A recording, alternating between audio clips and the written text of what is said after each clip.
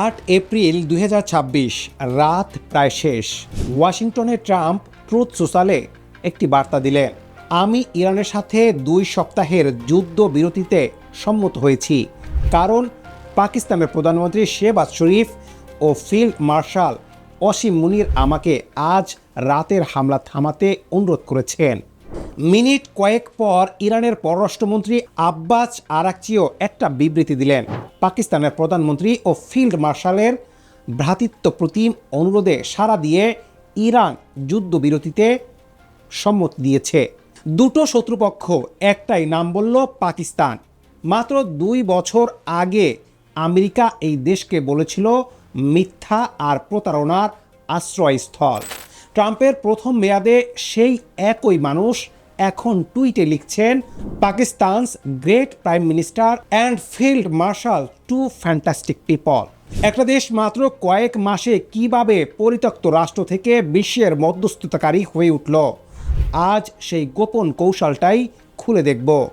আজকে আমরা জানব কিভাবে ইসলামাবাদ, আমেরিকা ও ইরানের মধ্যে 47 বছরের নীরবতা ভাঙল, পাকিস্তানের গোপন কৌশলের 3টি স্তম্ভ কী কী, ওয়াসিম মুনির কে এবং কিভাবে তিনি ট্রাম্পের প্রিয় ফিল্ড মার্শাল হলেন, ইসলামাবাদ টক্স কি বলছে এবং কেন ব্যর্থ হয়েছিল, তারপরও পাকিস্তান থামেনি কেন, আর সবশেষে এই মধ্যস্থতায় পাকিস্তান আসলে কি পেতে চাইছে এবং বাংলাদেশের জন্য কি শিক্ষা আছে। আগে একটা মূল প্রশ্নের উত্তর বুঝে নেওয়া যাক। আমেরিকা ও ইরান কেন পাকিস্তানকে বিশ্বাস করল?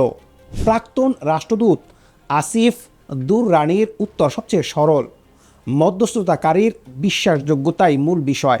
পাকিস্তান এই পরীক্ষায় উত্তীর্ণ হয়েছিল কারণ ইরান ও যুক্তরাষ্ট্র 2 পক্ষেরই আস্থা তার উপর ছিল।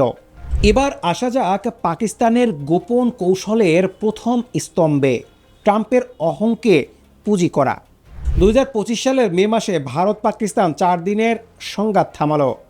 পাকিস্তান তাৎক্ষণিকভাবে ঘোষণা করল ট্রাম্পই যুদ্ধবিরতির কৃতিত্ব পেতে পারেন। ভারত রেগে অস্বীকার করল, কিন্তু পাকিস্তান জানত এই একটা মুহূর্তই তার জন্য দরজা খুলে দেবে। পাকিস্তান সে বছরই ট্রাম্পকে নোবেল শান্তি পুরস্কারের জন্য মনোনীত করল। 1 জুন 2026 তারপর এলো সবচেয়ে কার্যকর পদক্ষেপ। পাকিস্তান আমেরিকার কাবুল বিমানবন্দর বোমা হামলার সন্দেহভাজন হামলাকারীকে গ্রেপ্তার করে তুলে দিল। সেই হামলায় 2021 সালে 13 মার্কিন সেনা নিহত হয়েছিল। তারপর অফার করল শুল্কমুক্ত বাণিজ্য চুক্তি, দুর্বল খনিজ সম্পদ, ক্রিপ্টো বিনিয়োগ সুবিধা। মার্কিন বিশ্লেষক মার্ভিন ওয়েইট বাউম বলেছেন, এটাকে বলা যায় বাড়তি উপহার, যা পাকিস্তানকে ট্রাম্পের কাছে একটা লাভজনক অংশীদার হিসেবে প্রতিষ্ঠিত করল। 18 জুন 2025 ট্রাম্প হোয়াইট হাউসে ওয়াসিম মুনিরকে একা আমন্ত্রণ জানালেন, কোনো পাকিস্তানি রাজনৈতিক নেতা ছাড়া, শুধু সেনাপ্রধানকে। এটা আমেরিকার ইতিহাসে নজিরবিহীন। ফরেন পলিসি বিশ্লেষণে লেখা হয়েছে, মুনির বলেছিলেন ট্রাম্প দীর্ঘ আমলাতান্ত্রিক প্রক্রিয়ায় নয়, সরাসরি সিদ্ধান্তদাতার সাথে কথা বলতে পছন্দ করেন।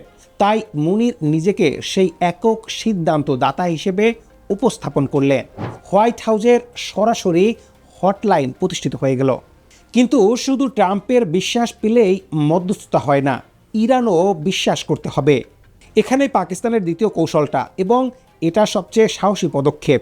22 জুন 2025 ট্রাম্পকে নোবেলের জন্য মনোনীত করার মাত্র 1 দিন পরেই আমেরিকা ইরানে বোমা হামলা শুরু করলো। পাকিস্তান কি করলো? সরাসরি নিন্দা জানালো, হামলাকে আন্তর্জাতিক আইনের লঙ্ঘন বলল, ইরানের আত্মরক্ষার অধিকার স্বীকার করল। এই পদক্ষেপ ট্রাম্পের কাছে অপ্রিয় ছিল, কিন্তু পাকিস্তান জানত এটাই ইরানের বিশ্বাস অর্জনের একমাত্র পথ। পাকিস্তানের আরেকটা বড় সুবিধা ছিল, ইরানের সাথে রয়েছে 900 কিলোমিটারের সীমান্ত, গভীর সাংস্কৃতিক সম্পর্ক, সুন্নি সংখ্যাগরিষ্ঠ পাকিস্তানে বিশ্বের দ্বিতীয় বৃহত্তম শিয়া জনগোষ্ঠী বাস করে। আর পাকিস্তান ইসরায়েলকে স্বীকৃতি দেয় না, যা ইরানের কাছে একটা গুরুত্বপূর্ণ বার্তা। ফরেন পলিসি 1 জুন 2026 ওয়াসিম মুনির ছিলেন প্রাক্তন সামরিক গোয়েন্দা প্রধান। ইরানের রেভলিউশনারি গার্ড কমান্ডারদের সাথে তার ব্যক্তিগত পরিচয় ছিল। মার্চ 2026 পাকিস্তান প্রথমে একটা 15 দফা আমেরিকান প্রস্তাব ইরানে পৌঁছে দিল। ইরান প্রত্যাখ্যান করল। 31শে মার্চ পাকিস্তান ও চীন মিলে 5 দফা যৌথ শান্তি পরিকল্পনা উপস্থাপন করল। 5 এপ্রিল পাকিস্তান নিজে 45 দিনের 2 পর্যায়ের যুদ্ধবিরতি প্রস্তাব দিল। ইরান আবার প্রত্যাখ্যান করল। তারপরও পাকিস্তান থামল না। 8 এপ্রিল শেহবাজ শরীফের শেষ মুহূর্তের আবেদনে ট্রাম্প রাজি হলেন। যুদ্ধবিরতি ঘোষণা হলো। 11-12 এপ্রিল 2026 ইসলামাবাদ টক্স। আমেরিকার 300 সদস্যের দল নেতৃত্বে vice president JD Vance, Steve Witkoff, Jared Kushner. ইরানের 70 সদস্যের দল নেতৃত্বে পার্লামেন্ট স্পিকারের গালিবাফ ও পররাষ্ট্রমন্ত্রী আরাকচি। মধ্যস্থতায় শেহবাজ শরীফ, অসীম মুনির ও পররাষ্ট্রমন্ত্রী ইসহাকদার। 1979 সালের পর প্রথমবারের মতো আমেরিকা ও ইরানের প্রতিনিধিরা সরাসরি মুখোমুখি বসলেন ইসলামাবাদে। 12 এপ্রিল 2026 21 ঘন্টার আলোচনা, 3টা রাউন্ড, কিন্তু চুক্তি হলো না। পারমাণবিক কর্মসূচি ও হরমুজ প্রণালীতে মতবদ্ধ রয়ে গেল। কিন্তু এখানেই থামলে গল্পটা অসম্পূর্ণ থাকে। সবাই পাকিস্তানকে বাহবা দিচ্ছে না। একটা পক্ষ বলছে পাকিস্তান আসলে ট্রাম্পের হয়ে ইরানকে ফাঁদে ফেলছে। পত্রিকার বিশ্লেষণে বলা হয়েছে অসীম মুনিরের হোয়াইট হাউস লাঞ্চ আসলে ছিল ট্রাম্পের কাছ থেকে পাকিস্তান ইরানের পক্ষে নামবে না এই নিশ্চয়তা নেওয়ার একটা কৌশল। আমেরিকান সিনেটর লিন্ডসি গ্রাহাম স্পষ্টভাবে বলেছেন পাকিস্তানের মধ্যস্থতা সমাজ কল্যাণ, কারণ ইসলামাবাদ আব্রাহাম অ্যাক্টে যোগ দিতে অস্বীকার করেছে এবং ইসরায়েল বিরোধী অবস্থান নিয়েছে। অন্য একটা পক্ষ বলছে পাকিস্তান নিজের স্বার্থে এই মধ্যস্থতা এসেছে। ইরানের সাথে একটা বহুল কাঙ্ক্ষিত গ্যাস পাইপলাইন চুক্তি আমেরিকার নিষেধাজ্ঞায় আটকে আছে। এই মধ্যস্থতা সেই পথ খুলে দিতে পারে। প্রাক্তন পাকিস্তানি কূটনীতিক জওহার সালামি অবশ্য ভিন্ন ব্যাখ্যা দিয়েছেন। এটা কোনো পরিবর্তনের প্রশ্ন না, এটা এমন একটা কূটনীতির উদাহরণ যেখানে একজন সৎ মধ্যস্থতাকারী, যাকে দুই পক্ষই বিশ্বাস করতে পারে, একটা বিশাল আস্থার ঘাটতি পূরণ করতে পারেন। এই পুরো গল্পটা বাংলাদেশের জন্য কেন প্রাসঙ্গিক? কারণ পাকিস্তান যা করছে সেটা শুধু একটা দেশের সাফল্যের গল্প নয়, এটা ছোট ও মাঝারি দেশের জন্য একটা পাঠ্যপুস্তক। পাকিস্তান কোনো পক্ষে যায়নি, আমেরিকার প্রশংসা করছে, ইরানের পাশেও দাঁড়িয়েছে। পাকিস্তান নিজের ভৌগোলিক অবস্থান ইরান, চীন, মধ্য এশিয়া ও আরব উপদ্বীপের মাঝে একটা কৌশলগত সম্পদে রূপান্তরিত করেছে।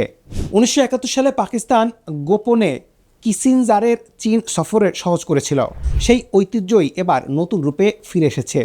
বাংলাদেশ ও বঙ্গোপসাগরের ভারত চীনের মধ্যে আমেরিকার নজরে ও চীনের বিনিয়োগের মাঝে দাঁড়িয়ে আছে।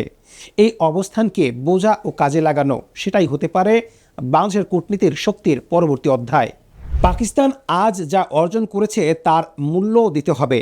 সিএফআর এর বিশ্লেষণে বলা হয়েছে 1 দশক আগে পাকিস্তান ছিল বহিষ্কৃত, আজ সেই বহিষ্কৃতকেই সবাই কোট করছে।